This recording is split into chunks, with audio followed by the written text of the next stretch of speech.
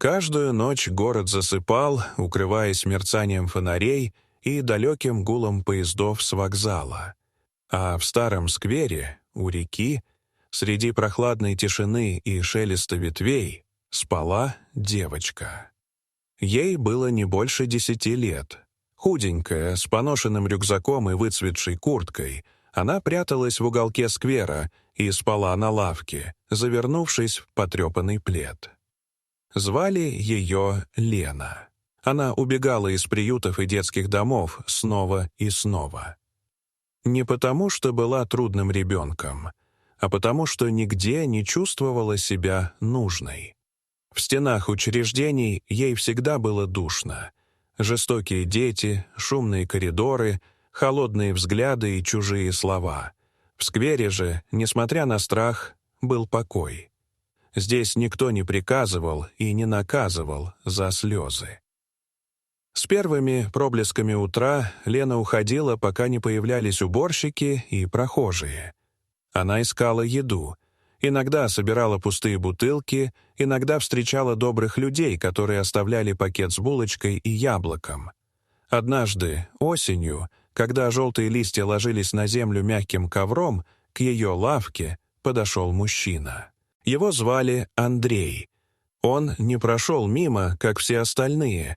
Он увидел ее. Его взгляд был не полон жалости. В нем было внимание. Андрей сдержанный, уверенный, человек явно из другого мира. Он сел неподалеку, на соседнюю скамейку и молча посидел. Потом ушел. Но на следующий день вернулся. И еще раз.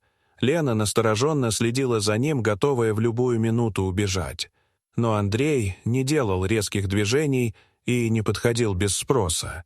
Он просто сидел, иногда раскрывал книгу, иногда смотрел на небо. Прошло несколько дней, прежде чем Лена впервые осталась на месте, не убегая, когда он появился. Потом еще. Постепенно между ними возникло нечто похожее на доверие. Андрей начал приносить ей теплый чай в термосе, иногда еду. Он не задавал вопросов, не пытался давать советы. Он просто был рядом. Вернувшись домой однажды вечером, Андрей рассказал жене о девочке. В доме возникли вопросы, сомнения, тревога, но вместе с этим и неожиданное глубокое понимание.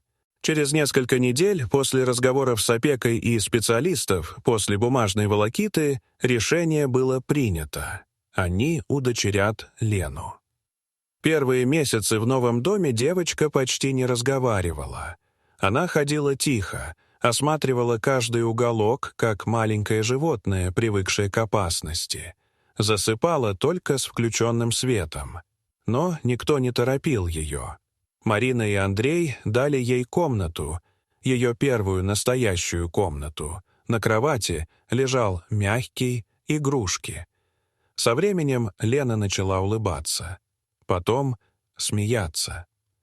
Она пошла в школу, стала рисовать, лепить, прижиматься к приемной матери и отцу в объятиях. Впервые сказала слово «мама», не дрогнув и не испугавшись. Прошлое никуда не исчезло. Оно осталось в воспоминаниях, во снах, в тихих шрамах на душе. Но теперь у нее было настоящее. Теплое, надежное, живое. И будущее, которое, наконец, принадлежало ей самой. Дорогие зрители, что вы думаете об этой истории? Расскажите, пожалуйста, в комментариях. А если вам понравилось это видео, то ставьте лайк и подписывайтесь на наш канал. До свидания.